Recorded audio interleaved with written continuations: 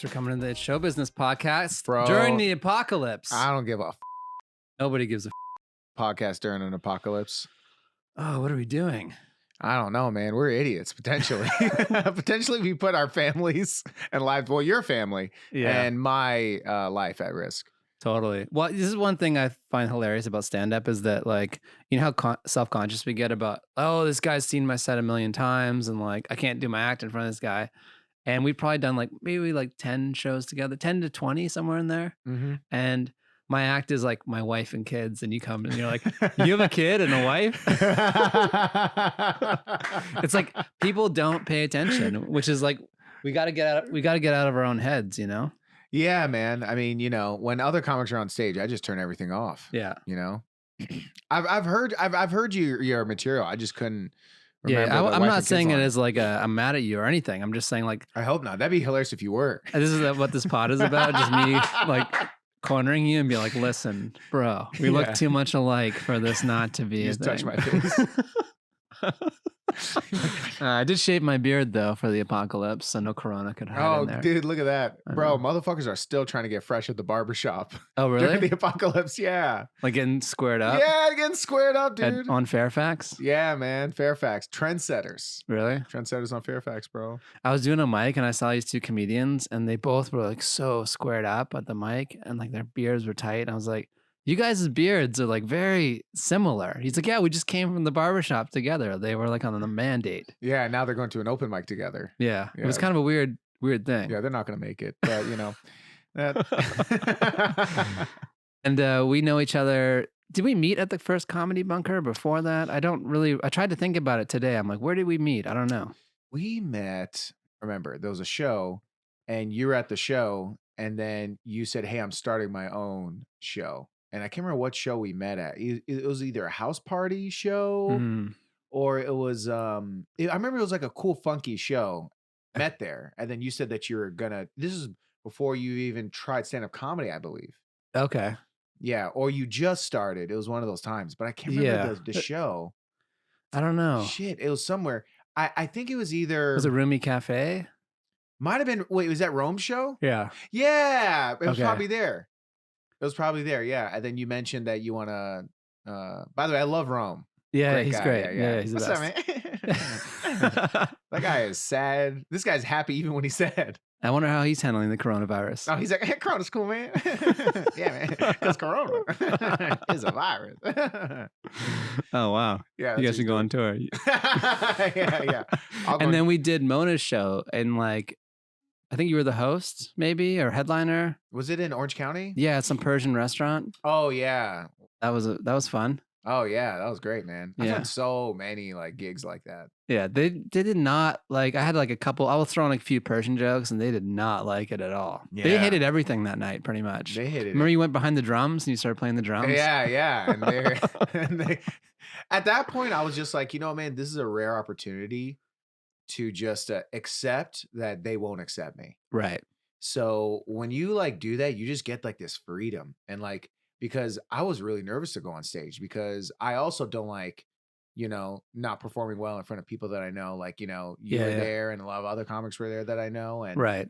You know, and also there's like this pressure sometimes where you're like, oh, well, people think I'm funny and I gotta be funny every time now. I can't just be all right because I don't want to lose that perception. Yeah. Because it's like you're one set away from people saying, oh, yeah, that guy actually isn't that great. Right. Or like the one time you are paying attention, you're like, oh, no, he's not good or she's not right. good. Yeah. Which is, you know, again, insane. it's in our own head. Like Rosebud just did the Comedy Bunker and she's like, do you want me to do good stuff or new stuff? I'm like, do whatever you want. And she did like a few new stuff and then went into the old stuff and it was a good mix. But like, if you don't put in the new stuff, you don't grow. Yeah, bro. That is old stuff and new stuff need to be intermixed because I suffered from a case of only doing my best stuff. I like when I would do a show, I'm like, I'm only doing jokes that work. Right. Only do jokes that work. And then especially like if you're getting a spot at the store or like the improv, like I'm only man. doing my best stuff there. I don't know who's in the room. Like I'm not passed at these clubs. So like if anyone's in the room, like I want you to be like, hey, just so you know, I can do this. Yeah. And you've done that many times. You've done your best stuff in those crowds many times. Yeah. And it's like, Um, people will see that you do your best shit, and then they're like, okay, this is where he's at, Right. or this is where she's at. She's at this spot, like people judge the material and say, where are they at Mhm. intellectually as far as how they're doing jokes. Dude, I went to New York, man, last summer, and I was like, I'm only gonna do new stuff. And I was too nervous to do it in LA. Yeah, yeah. So I was like, I'm going to New York to do this. So I booked like 40 shows in 2 weeks. 40 in 2 weeks? 40 shows Who in are two you? weeks, bro. Man, I just was on Is that some. when you were staying with Dave? Yeah. So Yeah. Dave put me on some shows. A Yeah. couple other people put me on some shows. And then like while I was there, I was getting booked on shows on the spot. People like, hey, why don't you do my show at Right. midnight? So I was like, oh, there's probably not gonna be a lot of people at these shows. This is a safe place to grow. And I heard New York is where you can grow. Mhm. Every show was packed. Yeah. And I was like, fuck. And I'm doing new shit and just fucking bombing, bro. Yeah. And it was so painful. It was so painful. I'm like in the subway, like shaking. People thought I got mugged. You kinda did. Oh yeah, bro. You got mugged for your act. Big time, man. And it was just so nerve wracking, but it was biggest growth and lesson I've ever Yeah, learned, yeah, yeah. which is who gives a fuck? Right. Nobody cares, man. Nobody remembers. So it's like Nobody it's remembers, how we nobody started. cares. Nobody cares. Nobody remembers, and they're not going to be like remembering that one time you tried new material, and you just got to do it. I give it up to Rosebud. I've seen her do new material so many times, and she's just growing and growing, and like that's it. That's what you got to do. Yeah. Plant those seeds. And then, but now stand-up comedy's over. We have coronavirus. Yeah, bro, it's over. It was fun. This one guy tweeted today, I think it was Jared Goldstein. He's like, can I go back in time and not start comedy and start a family? That's I hysterical. was like, that was a funny tweet. Yeah, bro, that was a good tweet. I saw some really good tweets. Are you doing sketches in this time? Yeah, bro. Me and Ian about to shoot tomorrow. Oh, really? Yeah. We're gonna shoot some sketches tomorrow. So you shoot and edit that whole thing with you and Ian Edwards? Like Mhm. the apartment? Yeah. Yeah, man. We meet usually the day before and we'll write the sketches on my phone. I'll just like type in notes on my phone. And then sometimes I'll go home and write a script on what we said. Yeah. And then we'll like see if any of our friends can do it the day before, a couple days before. Yeah. And we shoot them. You do it. Yeah, we do it, bro. And I know Ian's apartment well. So like when it comes to setting up shots, I'm like, okay, this is where we can get a shot. We can Mhm. get a shot here. Like I just know the space really well now. I mean, it's not a good place to shoot Right. because the windows and the lights are like yellow and it's not a great place to shoot by any means, but we make it work. But it's called the apartment, so it's fine. Yeah. It works. Yeah. I mean, I wish the apartment was like, like the walls could be like a little more interesting and Like you're on set and you have no. You can put the Yeah. camera- Yeah. you know what I mean? Yeah, but it's great, man. Yeah, I and it's had a that good shit on skill Ian's to have. apartment. Like we were talking before, it started like how fast you turned around that comedy bunker video. Like you Mhm. edit. I think I sent it to you in the morning. It was up that night. Yeah. That was crazy. Yeah, bro. Do you Yeah, use man. Premiere or are you? Premiere Pro. I'm Premiere as well. Yeah. Oh shit, man. Premiere.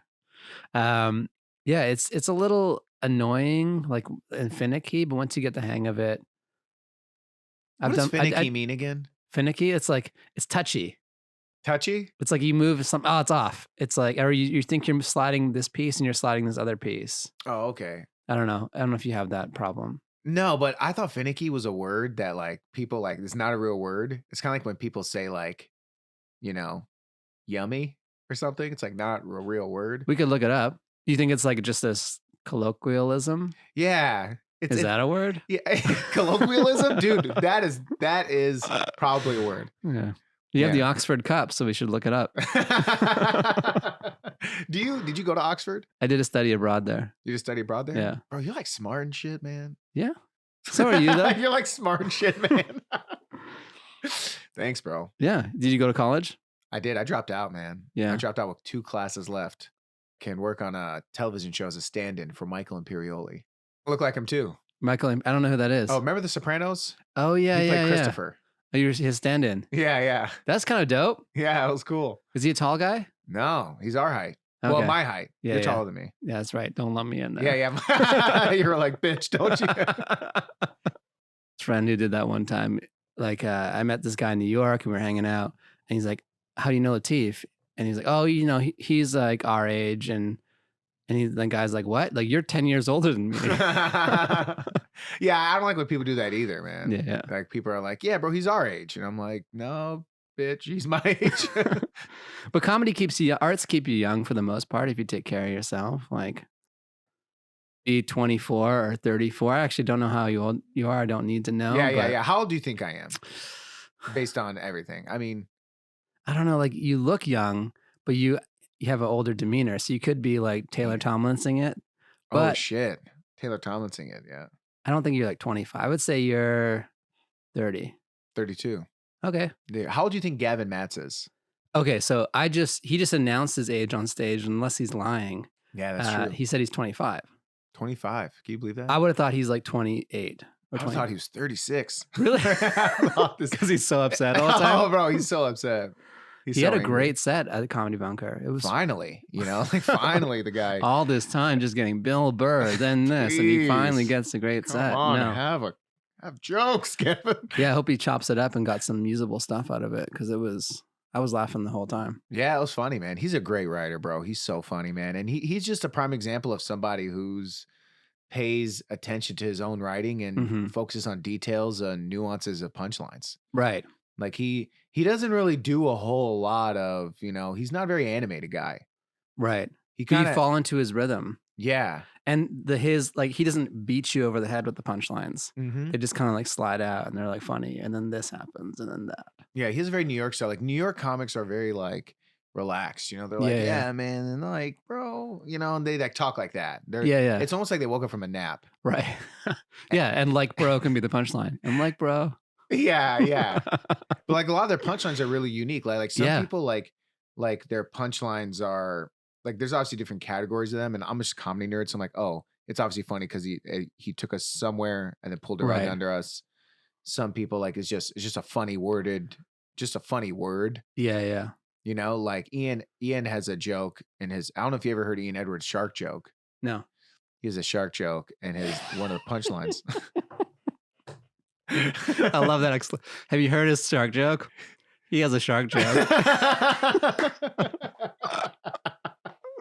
Bro, I'm a comedy commentator. You hear Gavin's joke about midnight? No. It's about midnight. And yeah, it's basically what I said. Yeah. It was funnier the first time with Ian. Yeah. But his punchline is he goes, if you walk into a shark's house, basically he's saying if you swim in the water, yeah. He goes, you're trespassing. And he says trespassing. Yeah. Not trespassing, trespassing. And every time he says that, it's funny. Yeah, it's funny. Yeah. Yeah. So it's like, it's kind of like when rap, like they started rhyming words that didn't necessarily rhyme or rhyming the word before, and it still kind of works. So like comedy starts to, get different levels. It's funny because of it's not just like rule of threes or like, invert or like all the basic stuff. It starts to get like a combination of storytelling mixed with like uniqueness and different styles. Sometimes I think like I should be more animated because I'm kind of monotone-ish. and then I'm like, monotone-ish? It's like Blackish. It's called monotone-ish. It's a new series. Your family. Yeah. On NBC, monotone-ish. Just no viewers. Yeah. It's like this. Hey, what's up? Nothing. Yeah, there's actually no act. It's just a drone. Yeah. Right. It is crazy. This whole town, like, I don't know what's going to happen. I remember the writer's strike. Were you here during that time? Like 2007, 8? No, I was in Detroit. You were in Detroit. Trying to go to law school, yeah. Trying to go to law school. Yeah, dog. See, you acting like you ain't smart. Talking about books. What are books? Yeah, I don't know. So during the writer's strike, the whole city was like an apocalypse. Like, because every show shut down, restaurants were closing and stuff, and that's what it feels like, but like worse. Yeah. I tried to go to Trader Joe's. I did one lap by. I was like, nope, not doing this. It's like around the corner. People are dying. It's raining in LA for a goddamn week. Yeah, bro. I thought that was the virus. Right. The rain. Shit. But it makes us feel like even more like something's not right. Like if it was sunny, I think people would take a chill pill. But the fact that it's raining and you can't go out and there's no bars and no comedy. That's actually one thing I wanted to ask Gavin is that like I don't see him at like slotted mics and stuff like that. So like how is he writing all the time? He just on his own? Yeah, bro. He has a notebook. Should probably have him on the pod to ask him, but I'll ask him through you. Yeah, I'll answer as him too. Yeah, I just, have a notebook and I just write. Yeah. Yeah. Yeah. Yeah. Yeah, I just write. Yeah, and I say it and it's funny. But like shark joke. Yeah, I guess those you shirts. you start to like know what things are gonna kind of work, and you can Yeah. take your time with it. I can write down a sentence and I could look at it and say, okay, I know this would work Hmm. because it it looks good. Like I think you get a better eye for jokes as you do it more. Yeah. So you can sort of eye it, and then I can say, I know now with confidence that this could be funny. Hmm. And then I'll sort of weave it into a conversation with like a person. Like I'll just like if the premise is somewhat relevant within the conversation, I'll like say something to like close comic friends, and Yeah. then they're like, oh, that's funny. Okay, so you're kind of like testing the waters with the subject, and then building on it on your own time. Yeah, like I try not to do that too much, because like a lot of people like it makes some people feel uncomfortable. Like Oh they feel like, yeah, oh, this guy's always running a bit. yeah, And yeah. it's You don't like, want to be that guy. no, no. I used to be that. Oh, bro. One time when I first started comedy, man, I would like go. We were in Vegas. We're in Vegas for my brother's, I think his 30th birthday, Yeah. and we're just walking around. Like this is like when I just started stand up, bro. Hmm. And then we'd have like a bunch of girls at like our booth, and I would like Our tell them booth. jokes. Yeah, we'd had like a booth, bro. Nice. We get bottle service and shit. What's that? Some Persian energy, dog. You know? Detroit. Detroit, bro. Some Yeah. Ciroc. You know what I mean? I would like hold the alcohol bottle and pose in photos and like lean back like this. I used to be like, What are you, a Rocky Dame Dash? I don't know who that is, but yeah. Dame Dash is the guy in the back of Jay-Z's music videos. He's like pouring out Oh champagne. yeah, that was me, That was bro. you, shirt off. Shirt off, bro. The one thing is, I would walk in with the shirt buttoned already, almost off, Okay, and then shaved chest. nice. Just I was on that, bro. Tight ass shirt, Gold chain? tight shirt. No, no jewelry. I never believed in jewelry. Really? Yeah, never liked it. Do you have nothing? Nothing, bro. Wow, clean. Clean. Where's your jewelry? I just have this Is little that ring. nothing else? Nothing else. Yeah. You wouldn't floss a chain? I had like a simple chain, and I stopped wearing it one day. Would you wear a Rolex? I would. Yeah. Yeah. Would I you? I would do that, yeah. I'd do a Rolex, but that's it. Just like a nice watch. I have an Apple Watch. It's Yeah. useless. Yeah, it's But useless. it's good to find your phone. That's the one thing. Yeah. It's like you pop it up, phone to phone, phone beeps. Other than that, it's a waste of time. Well, if you notice, people aren't really losing their phones anymore Why do you think that is? because the importance of phones have increased. That's why people don't give a fuck about the TV remote because the importance is very low. Philosophy. Yeah, man. I think like, but we don't hang around a lot of drunks and stuff. Like those people lose their phones. Like people who party. I know friends who are out there. Oh, I lost my phone in the cab again, or like this and that. And Yeah, that's I try not to be friends. If someone loses their phone twice in the span you're of out. yeah, I'm done. It's like if you use your Apple warranty twice, yeah, you're done. exactly. And I'm done I with don't the even buy relationship. Apple Care anymore. It's a rip. Apple Care is a rip, you think? I think so because it's $200 more. Just don't drop it. Well, it's actually for peace of mind.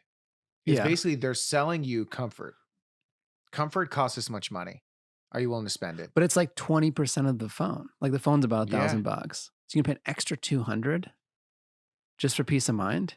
If you drop it, it's about $150. So what do you suggest? No Apple Care is my suggestion.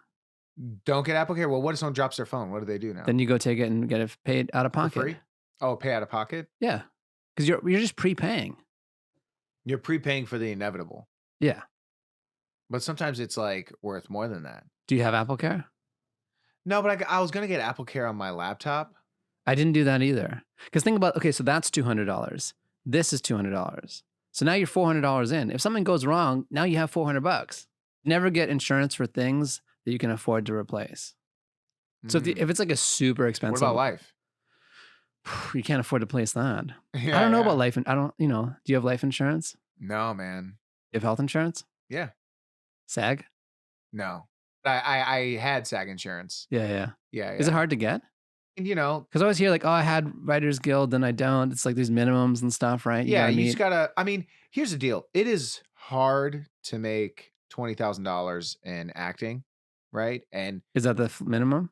it's around 20 or 15 or something like that. It might be less. I don't know. But like when I qualified for it, but yeah, bro, you gotta do a lot of shit. Most people don't work a lot, man. Is it something like most actors like never work in the SAG Guild or something? It's something like 80% of them do nothing every year. That's a pretty It's something crazy. It's the same thing. Like 80% of podcasts have one listen or something. 80% of podcasts have one listener. Yeah, or less than 10 or something. Less than 10. It's Oh, like shit. it's like everything's stratified now. It's all or nothing. Look at comedy touring. It's like all these main 5 acts are doing stadiums, and then a little bit in the middle, and then a lot at the bottom But like, it just requires a lot of work, bro. And I think you have to be willing to just do the work. People think you just put on the jersey and that's enough. for acting. Yeah, Yeah, it's not enough. You I took an gotta. acting class. It's hard. I was like, wow, okay, this is a lot. It's not just like I'm a pretty face or any of these things. It's like it's work It's a and lot like of work. learning your lines and stuff. I'm like, oh, this is hard. Yeah, man. By the way, this podcast is about show business, right? Yeah, we're That's what talking we're talking about about. it. All right, cool. Yeah, Yeah. yeah. That's the guy.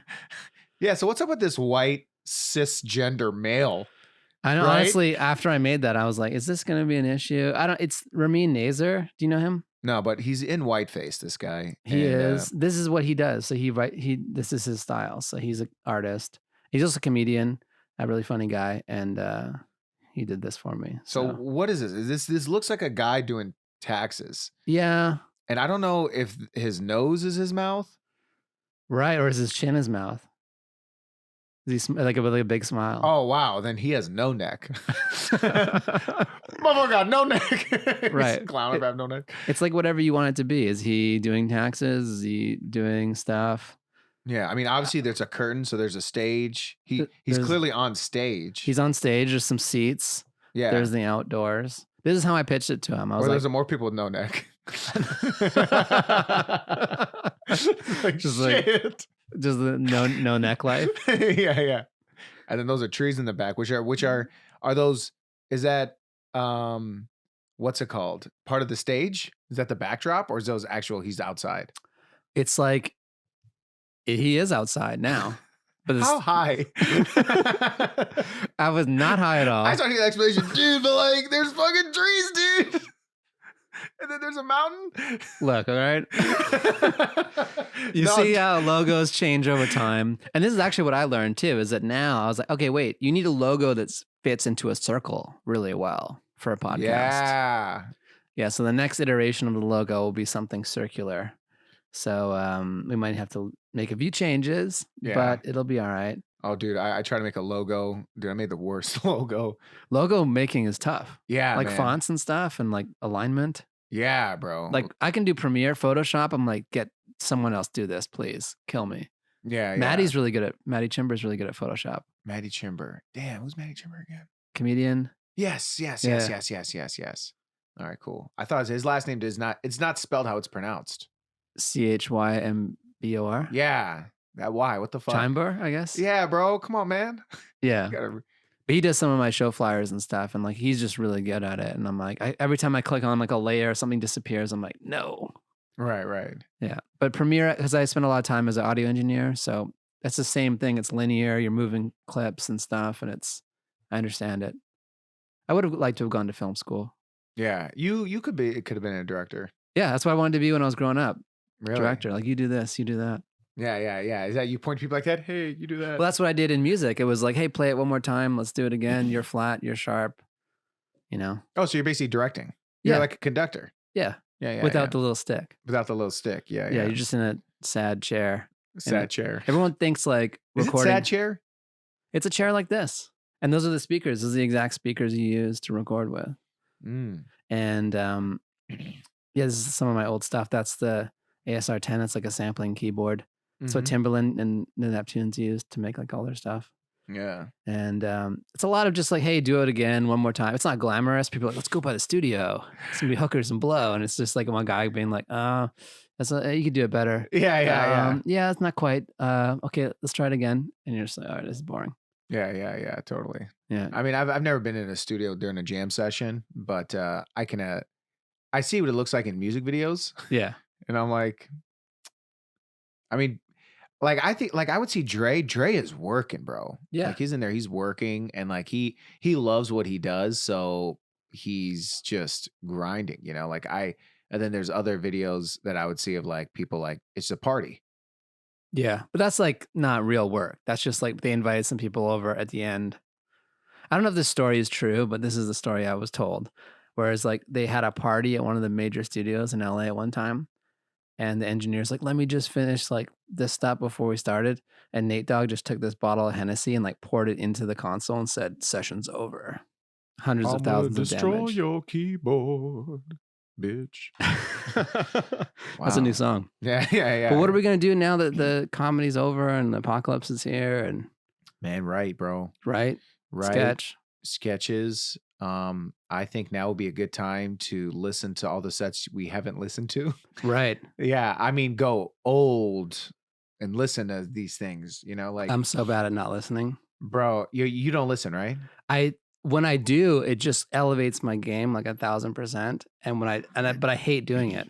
Yeah, I know, because you hate doing it the same way somebody would uh want to say, "Hey, one more time." Like Yeah. your passion for saying one more time, let's do it again so we get it, Right. needs to mirror the passion for listening to the It sets. absolutely And does. it takes a lot of work to build up to that because it's like you listen to it and you'll be like, "Fuck." I'm like, I literally start You cringe. cringing, Yeah, yeah, yeah. It's the and I'm like, worst. "I can't do this." Yeah. But now I listen to it and I divorce myself from that, and I'm like, "All right, cool." Well, I would listen to it like I'm like an FBI.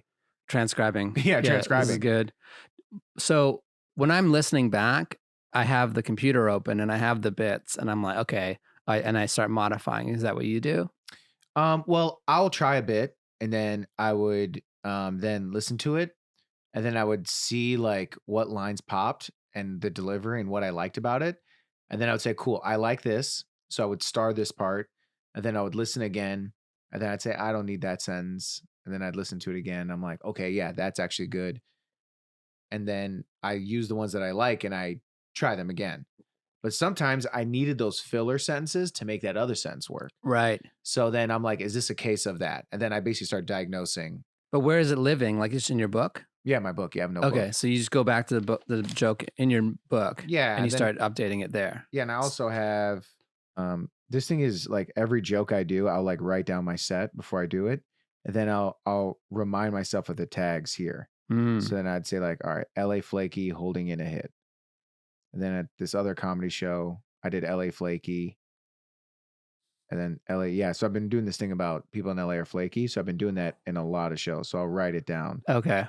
and I'll write down the order. I work really well when I have like a plan, Yeah. you We should know? have a plan. Like every state, like the more you can leave the house with the plan, the better than like Mhm. doing it right before you get on stage, Yeah. which we're all guilty of being like, all right, I guess I'll do these 3 things. Or sometimes you don't know exactly how much time you're doing until you get there. You're like, all right, blah, blah, blah, I'll do this, this, this, and this. But yeah, Yeah. having like a plan is always, that's part of reviewing, writing, and making all the stage time count. Yeah. It's a strategy and tactic, Yeah. you know? You're going to war and don't take it for granted. Yeah, bro. Totally, man. Yeah. Going to war, bro. And that's why like I started like I thinking to myself like maybe I should be winding down going to the slotted mics because in a way it's like you go there and you just think you're being productive and sometimes you're really not because it's Yeah. so easy, it's so available. Yeah, bro. I mean, that's what's inviting about it because you don't have to wait 2 hours, Right. And also, I mean, I spent a lot of time in open mics, bro. Like Yeah. I did, obviously well, not obviously, I just don't as much anymore. Right. But I was going to mics all the time, and even now, I want to go to a mic because I want to try something. But the good news is that sometimes there's someone that I know that will like give me a Throw you decent on a show spot. last minute. Yeah, they'll throw my show last as you take a sip. Yeah, yeah, dude. But like if people that Yeah, yeah. are like, hey, this person's working, this person's doing dope shit. Let Yeah, me, yeah. let them work through their stuff, Right, right, right. and I remember those things, For sure. and I give those people money. Yeah. It did cost $20. Yeah, yeah. Yeah. No, I love spontaneous. Like I hook up as many people as I can. I've started to like limit it to a certain point because sometimes it can be a detriment to the show just because people are tired. Yeah, and Like, yeah. so but Has there been some like really bad, like, has there been some comics that you saw that you're like, oh, they do? Because the bunker, I feel like, is a pretty easy. oh no. But if you bomb, it magnifies doing well and it magnifies doing bad. Oh shit. Oh yeah, there's been some people who just ate it Yeah. big time. Yeah, Right. yeah. Right. Right. Yeah, and you're like, Do you like ouch. watching comics bomb? I'm not that guy. I don't know. Like people like think it's so. I don't think it's funny. I start to cringe more than I think it's funny. Oh, really? Yeah. Yeah. I like watching a joke that I think is funny bomb or not do as well. And Yeah. I like if the crowd just like doesn't get it, but I'm still laughing. I like that. But I don't like my friends doing bad and stuff. I love seeing my friends do bad and acknowledging that they're doing bad. Oh, really? It's the funniest shit ever. It's so funny. Like just being at the back and Yeah, you hear comics die laughing when there's a comic not doing well. Like, and we're so loud. We're like, yeah, "Ah!" Like I have an extra loud laugh. yeah, yeah, You know, comics just laugh louder than other people. yeah. Not all. I mean, there's very You have few. an identifiable laugh. I do. Yeah, Yeah, yeah. there it is. Well, what is it? It's like this. I don't know. That's how that guy talks. I think no, I was exporting Gavin's set for him, and your laugh was there. Oh, right. Yeah, Yeah. yeah, yeah. I had to laugh, help him out. But, you Yeah. know, Someone has to. someone has to. Fucking Gavin Matz. But what's your plan? Because you're an interesting guy. Because I see you around town. Do you have a job on the side? I do some consulting things, but Consulting? nothing that's requiring me to like walk in somewhere. Consulting. Yeah. But listen, low cut shirts, bottle service, consulting. I'm from Detroit. We Yeah, all know bro. what this means, all right? Hilarious. He's Yeah, in the yeah, mafia. I'm a prostitute. Yeah, mafia. I'm the prostitute mafia. We'll It's a- whack you twice. Yeah. All right. So I was in Prostitute Mafia is actually that's a funny. that's a hilarious show. Yeah, Prostitute Mafia. it's a good bro, title. This is it. Let's write it. Yeah, you're like, listen, Tommy, I'll suck your fucking dick. Yeah. You There have you a go. bunch of tools. It's Right. like lube. Man, Prostitute Mafia. gay prostitute mafia. All right. Yeah. That's all we want to do. If nothing else, we came away from this with a new show to go around. But about the bottle service thing, bro, like I would like when I first started comedy, I was so obsessed with comedy. I would go up to girls at our booth and I would like tell them jokes. Okay. And then like they would like laugh, and then I would keep telling them. I would just speak and joke. I would tell everybody. I mean, Oh, what about everything this? was an opportunity. Everything's to an try opportunity something? for a bit, Oh. yeah. And it was like insane. I'm doing this in Vegas at the club, and I'm just like, what? Is it working? Kind of. You're like girl on each arm, bottle service. I didn't even so want to like- hook up. I was like, like, I'm I just want found. to kill. Right. Yeah. I didn't want to hook up with anybody. Right. The girl's like, can we like fuck? And I'm like, What's man. your hotel number? You're like, I don't know. Yeah. Show's over, baby. Right. Yeah. I'm like, that's my time. Thank you. Right. Yeah. So you're killing bits in Vegas. Yeah. You do consulting. So about the consulting thing, there's some ad agencies that will ask me to review their material and say like, hey, we're thinking about doing this for a commercial. What do you think? And then I'll like punch it up. Some comics will send me material. I do some punch up stuff for them. And Like ghostwriting? well, it's not really ghost writing. Like I'm not like actually writing anything for them. And I'm very clear. I'm like, listen, if I am writing your material, Yeah. then we need to have a totally different conversation. You know, like I will help you and I will listen to things and give you tags and suggestions Mm-hmm. as a conductor. Like, but I'm not going to do the rapping for you. Right. It's kind of like, would you like, You'd be like, hey, try it like this. yeah, Yeah. I would say, I need to try like this. You need to flip this around. You need to do this. And I would basically do what you do with music, Okay. with stand up. Yeah. And I would do this. Sometimes people send me cuts of like movies and say Yeah. like, hey, what do you think of this? I'll do script doctoring. So this type of How consulting. do people get to you? I have a list of people who like know me and they'll just be like, hey, Paul will do this for me. So I have a group Okay. of people I work with. Yeah. I'm just like, I just don't want to like take on more than I can handle. Like I don't want Right. to make this like a big business, Yeah. you know, Yeah. because I'm just not going to do it well. So like I have enough that I can handle. Okay. So yeah, so I do this consulting thing. I do not have a job. And you except act? comedy and act. Yeah. Stand up. Stand up. And your stand-up's really taken off. Like you're touring with Ian Edwards. Yeah. Oh, he's great, man. You know, iron sharpens iron. So Yeah, that's the thing too. Is you want to hang, you got to hang around with people like as funny as you can find will stand you in a way. It's like yeah, iron sharpens iron. Be around people better than you makes you better because you're the mix of the yeah. 3 people you spend the most time with. Yeah. Like I'm clearly better than Ian, you know, so I'm doing him a huge favor. Huge favor. Yeah, and I wasn't a diss on you. I was just like saying like find people who are like great and you admire and are funny and like want to be around to make you funnier. Yeah, man. You know, I'm a firm believer in that. I mean, I used to hang out with people that, you know, were good people, but I'm like, Fuck that. they're not funny.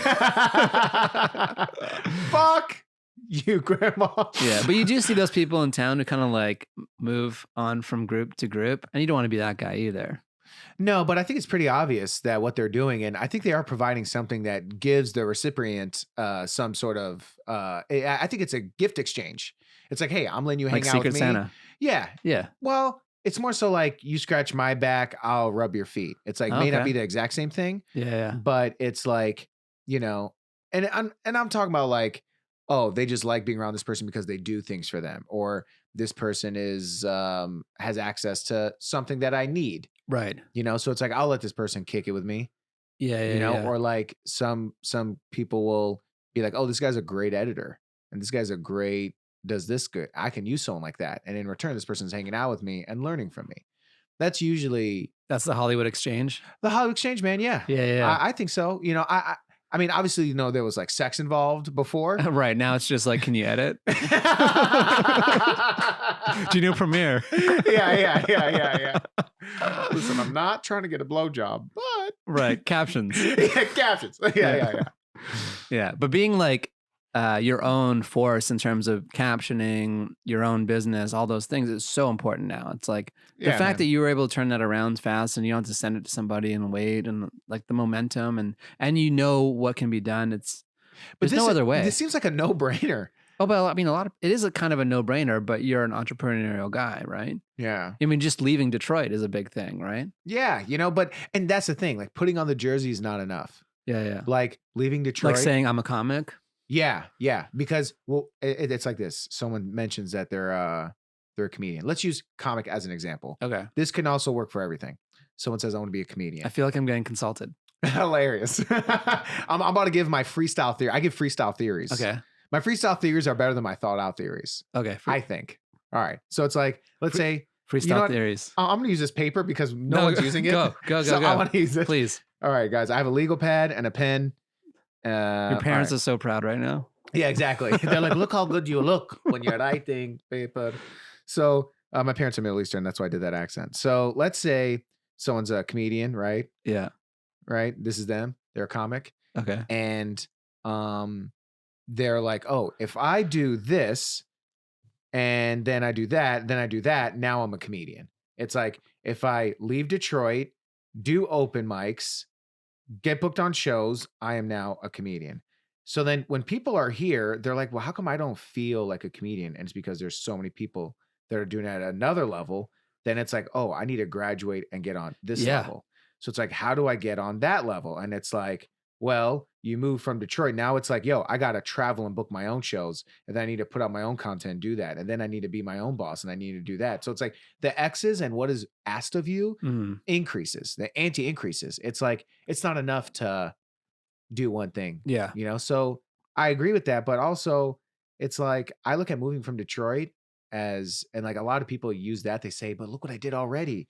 I moved from my city and I'm doing mics now. Like, look what I did. And it's like, yeah, that's a cool Right. story, bro. At some point, a lot of people just stop, like whatever it is, or they just reach their maximum potential. It's like, I only got to like feature level, or I only got to like this level, but I never got a special. Like, or like in music, like I got signed, but then I got dropped, and that was the end of it. Like, there's just like all And they these. always talk about how they got dropped. Right. It's like, or it's like the Al Bundy thing. It's like, yeah, the one time you threw the touchdown. I didn't watch the show, but you know what I mean. Married with Children guy. So it's like you have to keep growing, and these steps are scary. Like going from like one tier to the next is like you usually have to stop doing something you've been doing and do something else. And I think it's people who you hang out with, bro.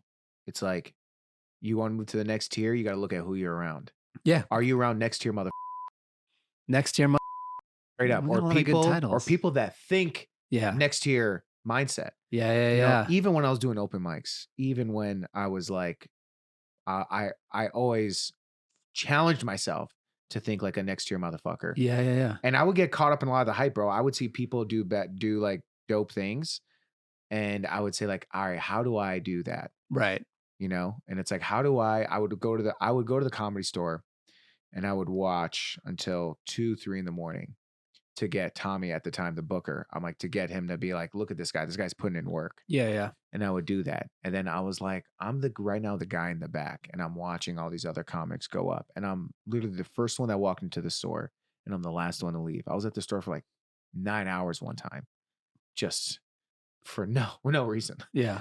But I was like, I just want to know. I want to figure something out. Like, what am Right. I doing? And like, what drove me to do that was curiosity and the desire to be better. Right. So I think desire to be better is what people need to be paying attention to, but it requires some hard decisions. Yeah. And the hard decisions are like, stop fucking with this guy. Right. I gotta look at my act realistically. I gotta do new material. Making hard decisions. Yeah, Same hard decisions you got to make for a good joke. Like this part is a B laugh. It's not good enough. yeah, Take and it out. people keep doing it. Yeah, yeah. People keep doing it. I know comics that are doing material that is just lowbrow, who cares jokes. Hmm. It's just who cares. Right. You're not saying anything. You're not challenging the audience. You're not challenging yourself. You just have like a funny misdirect that you use. The story's not even real. Clearly, this is a made up story, Right. right? It's too outlandish. Yeah. Or like, you know, I was listening to this comic. He was like, dude, I saw this comic do my opener. I was like, your opener? He goes, yeah, I had this joke about my girlfriend ghosting me. And then he said the line. And he goes, and then I heard another comic do it. Now I can't do it, dude. I'm fucked. And then all I paid, and I really listened to what he was saying. And I was like, this Right. guy says, because he saw another comic do his joke, he is now fucked. That's all it took, bro. I'm like, that's all it took Yeah, yeah. to make you fucked. Is someone taking away one liner? I was like, Yeah. the fuck are you talking about? And a bit that probably 500 people are doing that you don't even know are doing. So what are we talking about here? Yeah, You yeah. know? So a lot of people are completely in, which I used to be in a lot of respects too, bro, just clueless. Yeah. They're clueless to their situation. You remember those times when you had that first killer bit? And you're Yeah. like, I'll never have something as good as that. And then you do. And then that becomes like you have something even better. And then because you keep writing and you keep trying. And then people come up with 10 of those and they say, I'm now done. I'm done writing. If you can't see how dope I am from these 10 jokes, I need to find a place to drop these. I need to get a late night set. Yeah. So then they keep doing those jokes because in hopes of getting a late night set or dropping them somewhere. And then they never drop them anywhere. Then they just have them. And then the jokes keep evolving. And all of a sudden they don't like doing them anymore. And now they're sad and depressed and they think their act sucks. Right. Meanwhile, everyone else is lapping them. That's why that weed inhale joke. I was like, I'm just going to drop this. Drop it. Yeah, yeah. Don't get too attached to it. No. And so you're saying that people get stuck in that because they have the material and the material hasn't taken them to the next level, and then they just get upset about that material and don't write new stuff, and they're stuck. Yeah, and then I look at that material and I'm like, all right, but those jokes. This is what I told. I had a conversation with my buddy about this, and I was like, dude, if you're funny, people will know. Yeah. If you're really funny and you have a dope joke, and I think there's no excuse for anyone to not perform at the Laugh Factory Improv or Comedy Store.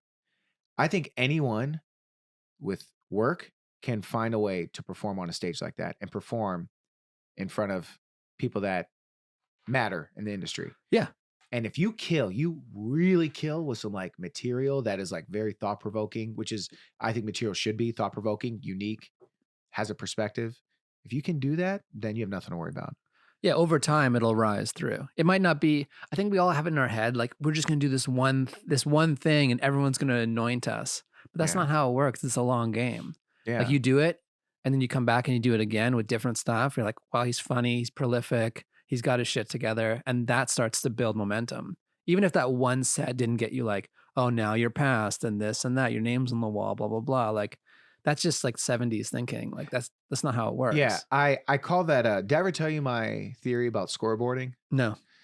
So when you see a sporting event, you basically see the fans in the audience. Yeah. And then when the camera I pans see why on you them- consult. This is nice. Yeah. You like this? Yeah. Yeah. And I'll tell people this. I'm like, this is a case of scoreboarding. Okay, You're yeah. scoreboarding right now. And I have my own lexicon Yeah. that I use with a couple of my friends. But like, so you watch a sporting event and then you see people, their fans, once they're on the camera, you see how they like go crazy. Yeah. And then they start waving and they start like doing things like woo or whatever.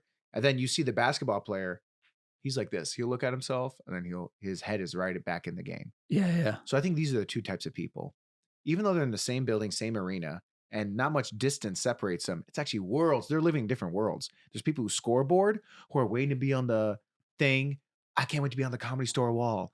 I can't wait to perform at the Laugh Factory. I can't wait to do have my own special or whatever goal people have, right? Whether big or small. Mhm. And then there's people that are just like, fuck all that. My head's in the game. I'm just trying to Blinders be, like a horse. bro. That was a huge, huge breakthrough for me. And that's what made me start. That's what made me want to go to New York. That's what made me want to start writing. Yeah. Because I was like, I get it. People don't have money sometimes, so they can't do these things. Mm-hmm. You can save. Everyone can save if you're, if you have some income, you can not get a coffee, you can not do these things. And that's part of it. Like investing in if you're not going to invest in yourself, who's going to invest in you? Not me. Yeah. Well, not yeah. this guy. Not No Neck. He ain't. No Neck. No Neck. That's going to be his name. No Neck. Yo, I think he needs a shirt, man. I'm going to talk to him.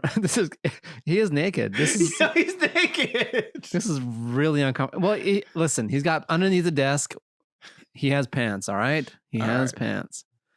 But that's also like, part of it is also branding. Like, what do people think when your name comes up? Like, and that's part of your act. Is like what you look like. And because everything in LA is casting, like, how can I fit this into him? Do I have a spot for him based on that? And so do you think about like, what are the things you project in terms of like your brand? Yeah, I'm aware of it. So what are, like, if you had to name your brand in 3 things, like, what is it? Like for me, I would be like, I do clean comedy, family, and I'm some kind of like ethnically ambiguous. Yeah. And as I say that, I know that that's not strong enough. Yeah, but I think it's more so not what you fit, how you fit, but like what you do well. Because the categories can shift because they'll take a puzzle piece and they'll force it in because they fuck with you so hard. True. It's like you'll see comics that are clearly not actors. Yeah. You know? Like all of them. I was gonna name 1,000 people. There's too many. There's too many. Yeah. Yeah, bro. But to answer your question about Yeah. like what I do, like to answer your question about where do I fit, I know what I can do well. Like I Yeah. know I have subtle comedy that I've worked on, Right. in acting wise. So I know as an actor, I'm very equipped to do comedy and drama. And I know that when it comes to stand-up comedy, I'm basically breeding myself to be a national headliner, Right. you know? So, and I know my comedy is very personal and I'm not much of a social commentator, but I never really was, but I'm just starting to find put more opinions about humans, Right. you know, And more of yourself. I see more of yourself in your act the more I watch it. Yeah, thank you, man. Yeah. Yeah. That's what I'm trying to do. So I think I just do that and then I'm like, go ahead, industry, like I'm like, you put me how you see fit. Right. You know, in the meantime, I'm gonna keep doing my thing because, you know, I've been cast as a bunch of different things, bro. Like, I've done procedurals, I've played lawyers, waiters, police officers, you know, homeless people. Done a lot. And so I don't know. Like I always thought about that though. How do I what do I think I can fit in? You know? Right. But it's like obviously we look the way we look, or I'm an ethnically ambiguous guy. Yeah. And I think commercials are really the best. Well, I mean, I help. got a commercial agent because some guy approached me after a show. He's like, "Oh, you have the ambiguous look everyone's looking for. Do you want to sign with this?" Yeah, I was yeah. like, okay, sure. Great. Yeah. I just did commercials. I did for a California Lotto commercial and they were looking for a Hispanic guy. Yeah. Everyone on set, most people on set spoke Spanish. Right. And it was for the Spanish market. And then I walked in and then I was like, "Hey, what's up, guys?" And they were just speaking Spanish. And Did you get it? Yeah. Did you speak Spanish in it? No. Oh, so was it English anyway? It's for the Spanish market. Okay. And they obviously want someone who looks Hispanic. Right. And that was you. Yeah. Interesting. And then he was like, "Where are you from, Paul?" The guy. And I was like, "I'm Iraqi." And he's like, "Oh shit." But you were so good you got it anyway. Yeah. probably like 4 levels. You're starting comedy, like you're just like open micing it. Then you move on to like I know I really wanted it, but you already did Yeah, no, this. no, no, here, no, And no then way. you're like you're getting up at spots and clubs, and then you're like your own act in a way, and then you're a national like name. Yeah, but then after that, it's like you're a national name. Now, what level of national name are you? Yeah, Are you the national name is doing B clubs? Are you doing A clubs? Are you selling out? right. Are you doing theaters? You know, like, are you? Then it's like, are you on doing Netflix specials? Then it's like There's There's varying degrees in all those groups. varying degrees of four. I would say it's just like you're a beginner, you're a novice, and you're a Pro. pro. And then of pro, there's different categories of pro. There's a Joe Coy pro, the Joe Coys and the Kevin Harts level of pro. Then there's the Kyle Kinase, you know, where it's like all these people are hilarious and all have a following, Yeah. but it's like, some are doing stadiums, others are doing 1,000-seat And that's theaters. just life. Like life will pull you in those directions. Like I don't think anyone who does stadiums now was like, I totally planned this exact move. It's just like, wow, this is I think cool. I think they did, man. You think so? I think so, bro. Haven't you worked with some artists that just like maybe when they first started, you were just like, this person is on some, I'm gonna be I'm gonna be number huge. one. And then you just see him do it. I felt that way about Taylor when I first saw Taylor Oh Tomlinson. yeah.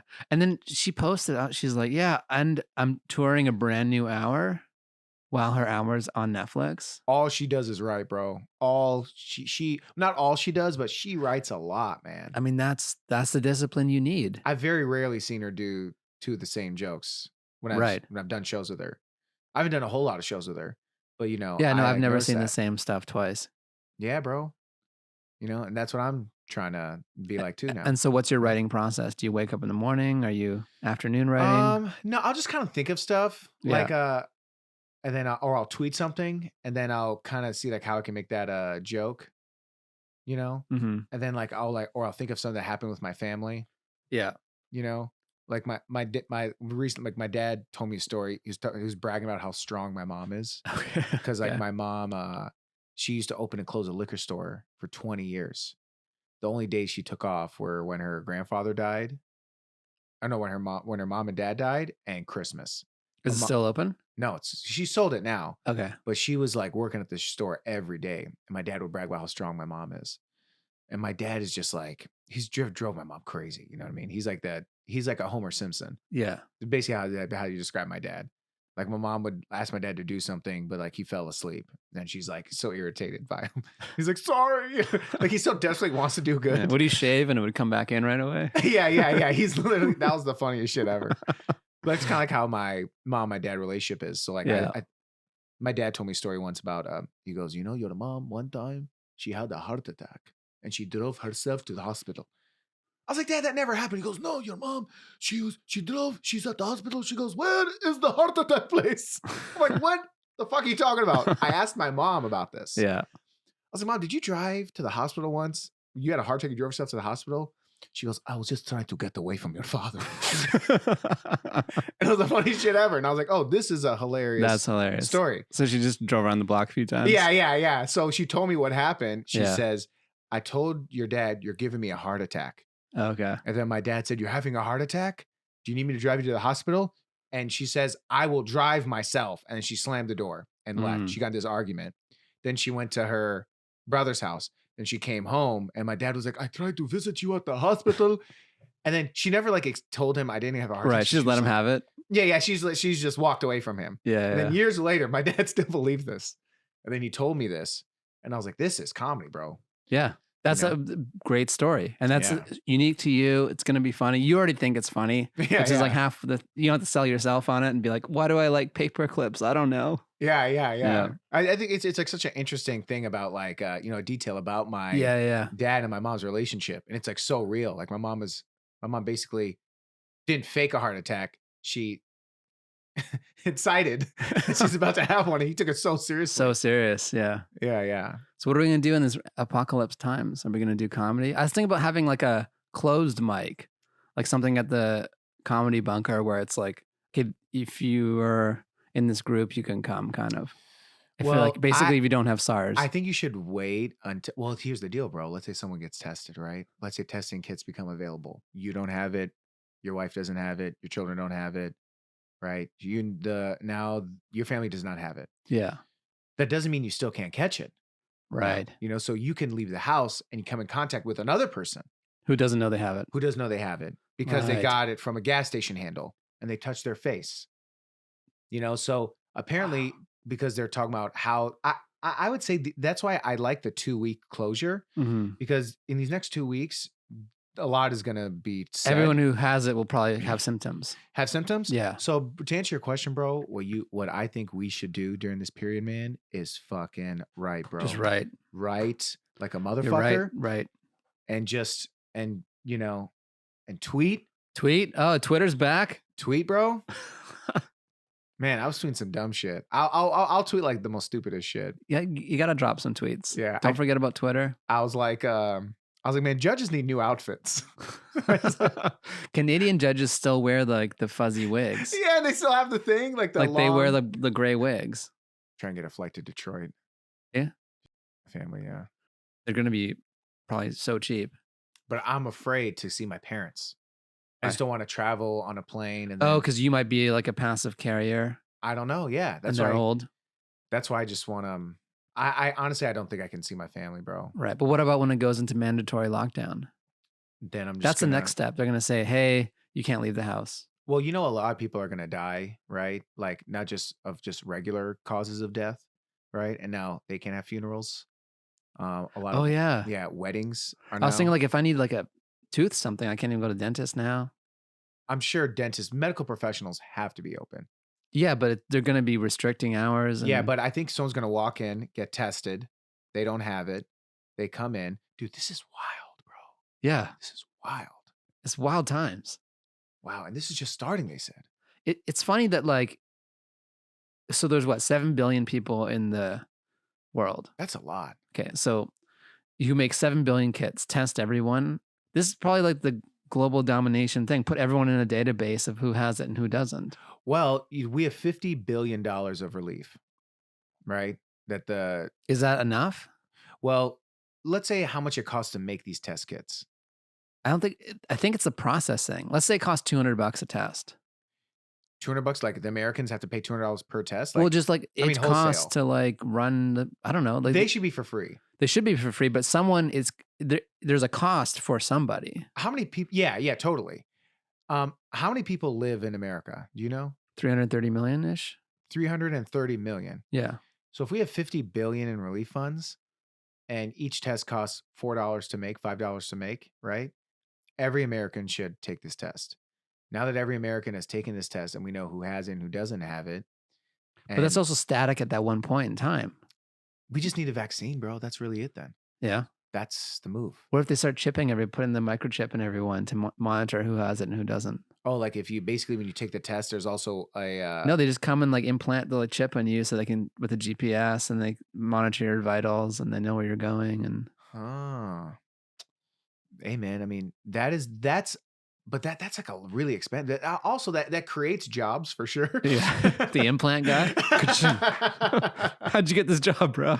Yeah. You're just like, you got the job. You're running bits. Yeah. What do you think about next? Right. Or like the barcode. Yeah. Just like scanning and shit. Right. Everyone with a neck tattoo is ahead of the game. Yeah. That's hilarious. Oh man. Well, this has been great, dude. I don't know if we covered a lot of biz stuff, but we talked a lot of comedy, which I love talking about. Yeah. I think this is a weird time to even talk about investing and stuff because everyone's losing money in the market and their 401ks. But we're here. We're maintaining. LA will survive, right? Comedy will survive. Yeah, we'll be on tour. You're you're building your national headliner path, right? Yeah, You're hitting markets as a feature. You're going to come back as a headliner. Yeah, man. I'm just going to keep being funny, bro. Keep being funny. Yeah, man. That's really the move. Keep being a good dude. Nah, man. Fuck being a good dude. Yeah. Well, thanks for coming to the pod, man. You're a good friend. And if this isn't the last pod of all time. Is it the last one ever? I don't know, man. Like, who knows if I get more guests during this. Oh, yeah, that's right. But I have a few on bank. So hopefully we can get through the drought and we'll all be safe and healthy and do some more shows. Yeah, man, I'm into this. All right, later. Buddy.